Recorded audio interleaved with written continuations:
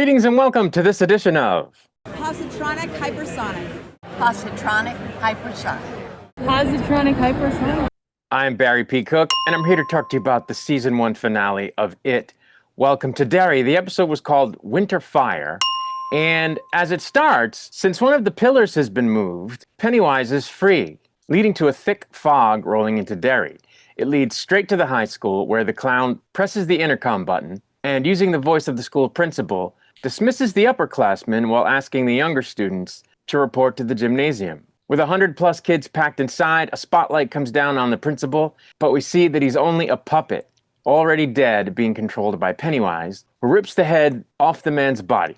Kids scream and head for the doors, but they're locked in.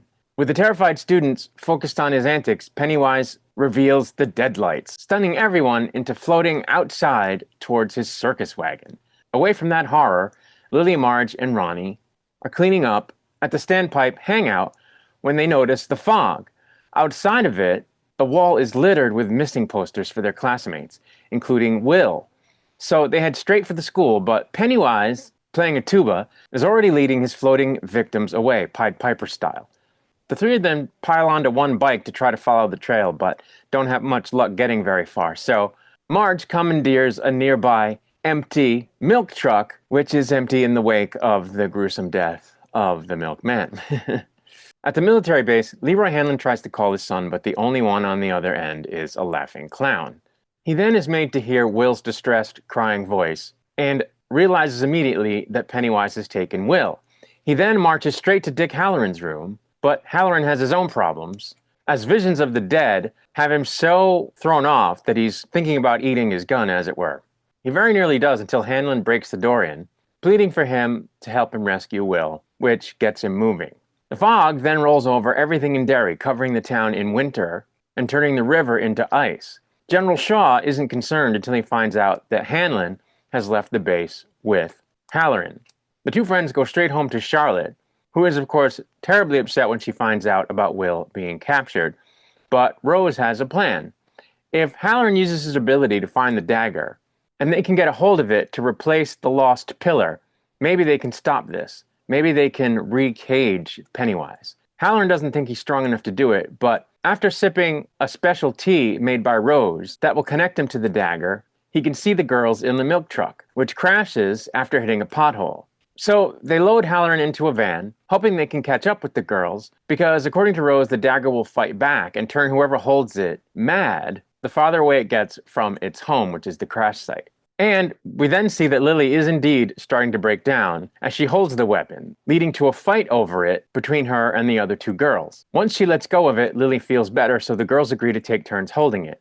Behind them, in the fog, across the frozen river, their classmates float in a single file line. Wanting to slow Pennywise down, Leroy asks Dick to get inside his head. Meanwhile, the girls have reached the floating parade and have located Will. The killer clown then appears, but Ronnie holds him off with a dagger. Of course, that's not going to stop him as he runs in and out of the mist, taunting the girls before finally dragging Marge away.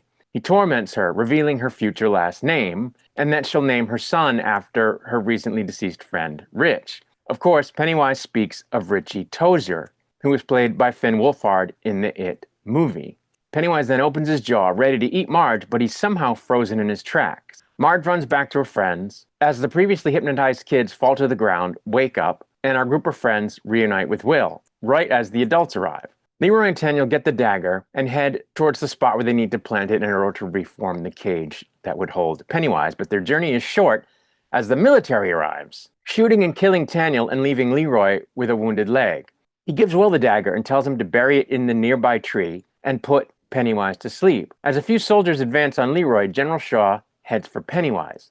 It's then revealed what's keeping the clown frozen in his tracks. He's now stuck in 1908 in his mind, with the carnival performers calling him Bob Gray, much to his dismay. Out in the real world, Shaw stares at the clown's face in awe. As Pennywise's world shakes, he figures out who is controlling him, kicking Halloran out of his mind and coming to in front of Shaw. The general tells him he's free, and Pennywise is about to walk away until he smells a familiar scent. The boy from the woods all those years ago. The entity changes its face, revealing Shaw's ultimate fear, before devouring his head in one bite. The kids, meanwhile, reach the tree where their dagger needs to be buried, fighting against its powerful resistance, but their strength isn't enough. Pennywise is skipping through the fog and heading right for them, which drives the adults to fight back against the soldiers and take their guns. Leroy puts a few bullets in the clown's head, blowing it off, only for Pennywise to freeze him with the deadlights. But then, Halloran spots a familiar figure through the fog, Rich's ghost, who has been brought from the spirit realm by Rose's tribe's ancestors' war chief, and Rich heads straight for the tree, flipping off Pennywise as he goes to help his friends push the dagger into the earth. Pennywise transforms into a giant creature with bat-like wings, but reaches his prey a second too late. With the dagger buried, every pillar lights up the sky and the clown is tossed to the ground. He sits up in pain as every one of his previous forms begin to peel away from his face. He then starts disintegrating and scattering away like a speck of ember. All of the kids agree that they felt Rich's presence with them as they cry and smile, knowing his spirit is still out there. At Rich's funeral, Marge gives a eulogy about the boy she loved as Halloran watches from afar. He sees what no one else can see, Rich's ghost with his arms around his father and Will. After the service, Halloran goes to Rich's parents and offers them peace by telling them that their son is there. When Marge is walking downtown later on and sees one of Rich's planes perched in a tree on Main Street, she smiles. Lily finds her own peace as well by finally visiting her father's grave and sharing that she's made some new friends. Back at the standpipe, Marge tells Lily what Pennywise revealed to her. She tells her how the entity said that his death was his birth, and she says that she wonders if Pennywise can travel back into the past to kill her parents and stop them from being born, all in an effort to prevent his ultimate fate. At the Halloran home, the family's packing up to move off base when Halloran arrives to say goodbye. He's going to take his buddy up on a job offer and cook at a hotel in London. The two friends hug and promise to keep in touch. As the family heads out, Rose comes to them with an offer to stay and help protect Derry's barrier. They respectfully decline, while across the yard, Ronnie says goodbye to Will with a little smooch. In the car, Charlotte is behind the wheel, ready to drive away, but she can't do it. And the family decides instead to actually stay in Derry, with Will promising to write to Ronnie as she and her dad leave town. We then cut to 26 years later, where Ingrid Kirsch is still locked up at Juniper Hill when she hears screams in the hall. She goes out to investigate and finds that a patient has hung herself in her room. At the patient's feet are her husband and daughter, Beverly Marsh, from the It movie. The very last line of the season is Mrs. Kirsch telling Beverly, "Don't forget, no one who dies here ever really dies." And that was where the episode and the season ended. So this season has been absolute peak television, and this finale was excellent. I don't think it quite lived up to episode 7 in terms of its powerfulness, but what a fantastic episode this was. Just the cinematography alone was fantastic. All the scenes that took place on the ice in the fog were just unbelievable. And, the kids did such an excellent job playing their parts. And, the writing was so heartfelt and the moments were so moving and poignant. It just reminded me a lot of season 1 of Stranger Things, which I've said before was an absolute masterpiece. It reminded me of the movie Super 8, which I think was a masterpiece. Just a really, really good episode of television. And of course, Mr. Skarsgård is just phenomenal as Pennywise. And it just was an excellent episode of television. It had great gore, it had great creepiness, it had great, heartfelt moments, just like the rest of the season, and it just really, really good. And I think it ended the way it had to end, because of course we know the future already from 1962. It's the It movie. So they couldn't have killed him, which we knew. So I think it was great. It works as a perfect prequel to, It, the movie. And they even solidified that with, a couple of cameos. So that was really cool. We got confirmation of the fan theory that Marge is future Rich's father.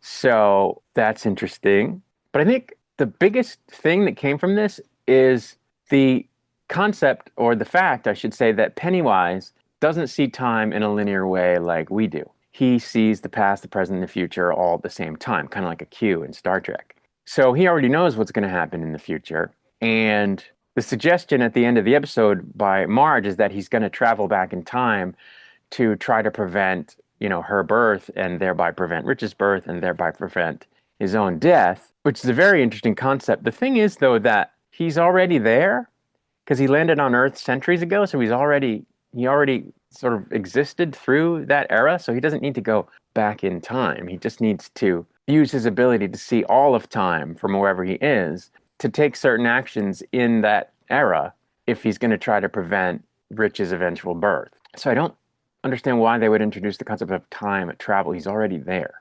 So that was weird. But, the implication is we're going to see that he does, in fact, try to prevent his eventual fate, whether it's time travel or just the fact that he's already there. So I guess that's interesting. I'd hate to see it get bogged down, though, in timey-wimey stuff.